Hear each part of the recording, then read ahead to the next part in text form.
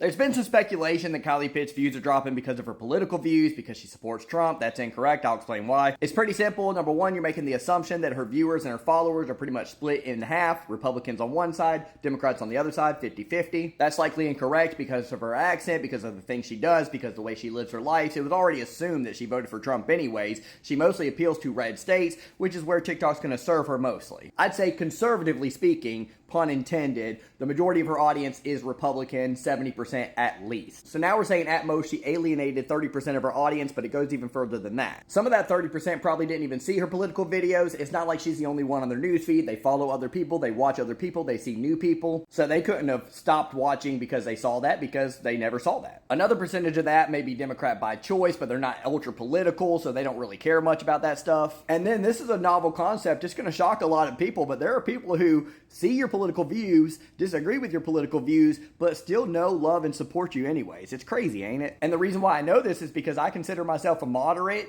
and I see people on both sides who are far right or far left that I don't necessarily agree with their political stance because it's so far away from mine where I am at in the middle. Yet, amazingly, I'm still able to love and appreciate the things they do and the joy they bring to my life on the daily. Because a political stance, Democrat or Republican, doesn't make a person who they are. So again, there is that percentage of people out of that 30% who say, yeah, I'm a Democrat, but I still love what she does, and I still love the joy that she brings to my life when I watch her on the daily, and I'm still going to watch her. So what I'm saying is her political views may turn off some people, but at most I'd say that's 5 to 10%, and that doesn't explain her much bigger percentage drop in views than what she's had compared to that 5 to 10%. More than likely, like I said yesterday, it is the algorithm that's most of the issue right now for not just her, but for a lot of people, with a small little caveat of the fact that, like I said yesterday, she does need to evolve her content a little bit while still sticking to her roots the best she possibly can. There's a reason why people came to her and loved her. Now she has to give people a reason to stay. It's a constant mix of getting new people to come to you as well while you're growing, and also getting those older people to stay. How do you do that? That's where, again, being a creator is so important, because you're being a creator. You're creating. You're being creative. You're taking the punches and rolling with them. I'll probably stay on this Kylie Pitt's content for the rest of the weekend because it's an interesting topic to me.